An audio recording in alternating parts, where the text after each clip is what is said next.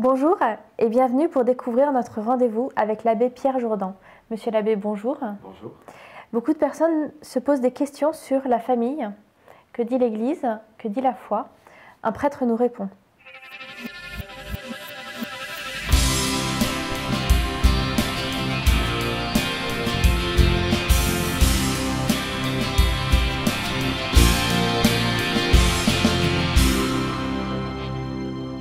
Bonjour. Qu'est-ce que la famille? Eh bien, la famille se repose sur le mariage entre un homme et une femme qui est une communion d'amour et de vie. Le catéchisme de l'Église catholique dit que un homme et une femme unis en mariage constituent avec leurs enfants une famille. S'ils ne peuvent pas avoir d'enfants, ce qui se présente parfois, les deux époux constituent la famille. S'ils adoptent des enfants, alors en vertu de l'adoption, les enfants s'intègrent dans la famille.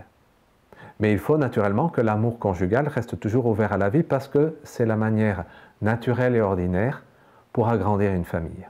Jean-Paul II disait que la famille est le berceau de la vie et de l'amour dans lequel l'homme naît et grandit. Car c'est dans la famille que les enfants font l'expérience de l'affection, du dévouement, de l'entraide, du respect pour les personnes âgées, de la préoccupation pour les plus faibles. Et s'ils n'avaient pas cette expérience très humaine, ils auraient beaucoup de mal à s'insérer dans la société. C'est pour cela que l'Église enseigne que la famille est la cellule fondamentale de la société. Depuis toujours, l'Église défend les droits de la famille. Déjà en 1930, dans une encyclique, le pape Pie XI écrivait « Cette divine institution est souvent méprisée et un peu partout répudiée. On foule aux pieds où l'on tourne en dérision la sainteté du mariage par la parole et par les écrits, par les représentations théâtrales de tout genre, par les romans, les récits passionnés et légers, les projections cinématographiques, etc. » Dans l'histoire, on s'est attaqué à tous les aspects du mariage. On s'est attaqué à l'indissolubilité par la loi sur le divorce. On s'est attaqué à la fidélité par le développement d'une culture du plaisir. On s'est attaqué à l'ouverture à la vie par la contraception. Et aujourd'hui, on s'attaque au fondement du mariage comme union entre un homme et une femme. Mais ce ne sont pas des problèmes nouveaux. Ce sont des problèmes qui existaient dans les sociétés de l'Ancien Testament, y compris le mariage entre un homme et une femme. Ce ne sont pas des problèmes nouveaux, mais ça vaut la peine de se battre pour préserver des valeurs qui sont naturelles, qui sont essentielles pour l'homme et pour la société. Merci Monsieur l'abbé pour cet exposé. Nous avons fait un micro-trottoir et je vous laisse écouter la première question qui vous a été posée. Pourquoi le mariage doit-il se faire entre un homme et une femme? Parce que la Bible le dit. Il les créa homme et femme. Et ensuite, l'homme quittera son père et sa mère et s'attachera à sa femme. Mais il y a aussi des raisons anthropologiques. L'anthropologie est une branche de la philosophie qui étudie la personne humaine dans ce qu'elle est fondamentalement. Et la personne est homme ou la personne est femme. Ce serait nier l'évidence que de dire, comme on l'entend parfois, que les différences sexuelles seraient simplement des différences corporelles ou biologiques. Le reste étant en fait une orientation personnelle et librement choisie que l'on appelle un genre. Non, la sexualité affecte profondément la personne dans toutes ses composantes, corporelles mais aussi affectives et intellectuelles. L'homme et la femme ont des manières propres de vivre l'amour, l'affection, la relation humaine, et ces différences sont nécessaires au sein d'un foyer pour l'éducation des enfants.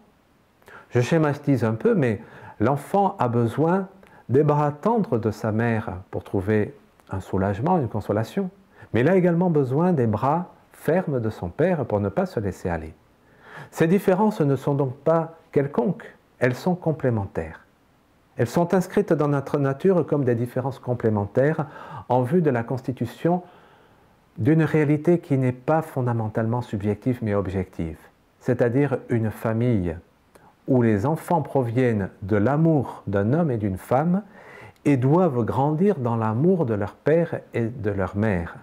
Si l'on contrarie la nature sur ces points fondamentaux, on s'expose à de graves problèmes. Monsieur l'abbé, merci pour ces réponses.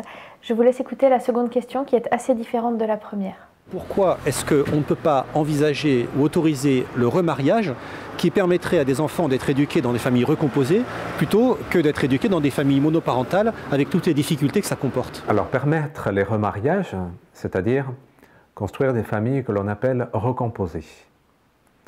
Et cela parce que l'on pense que ça peut être une solution aux souffrances occasionnées par le divorce. Mais c'est croire aussi que les personnes sont interchangeables. Un peu comme dans une voiture avec des pièces de rechange. Mais dans les choses humaines, cela ne se passe pas ainsi. Peut-on penser que pour un enfant, voir son père abandonner sa mère et aller vers une autre femme, c'est-à-dire ne plus vivre avec sa mère, est-ce qu'on peut penser vraiment que pour lui, ce sera un fait anodin, qu'il le supportera? Non. Déjà, et ça j'ai pu le voir, c'est très pénible pour un enfant qui perd un père ou une mère, qui décède, de voir son autre parent se remarier. Cela est pénible, mais si cela se fait du vivant même de ces deux parents, ça ne peut pas être un fait normal. Et de fait, souvent, c'est vécu comme une trahison. C'est pourquoi, qu'est-ce que signifie l'expression « famille recomposée » ? Si par famille, on entend des personnes d'origines diverses vivant sous le même toit, alors d'accord, mais famille signifie plus que cela. La famille suppose un climat d'entente et d'affection qui se fondent sur des liens très forts, comme peuvent l'être par exemple des liens de filiation naturelle. C'est pour cela qu'on peut craindre que le concept de famille recomposée ne soit pas une bonne solution à un problème qui effectivement est réel, celui de la souffrance occasionnée par les divorces. Et l'Église ne se résigne pas au divorce. Il y a des cas de parents divorcés qui ont restauré leur union, et cela pour le plus grand bien des enfants. C'est donc possible. Et l'Église se bat pour cela, car c'est possible. Je vous remercie, Monsieur l'abbé. J'espère que cette émission vous aura apporté des réponses et je vous donne rendez-vous pour un prochain numéro sur www.dptn.org. N'hésitez pas à poser des questions à l'abbé Jourdan en écrivant sur notre site. À très bientôt, au revoir.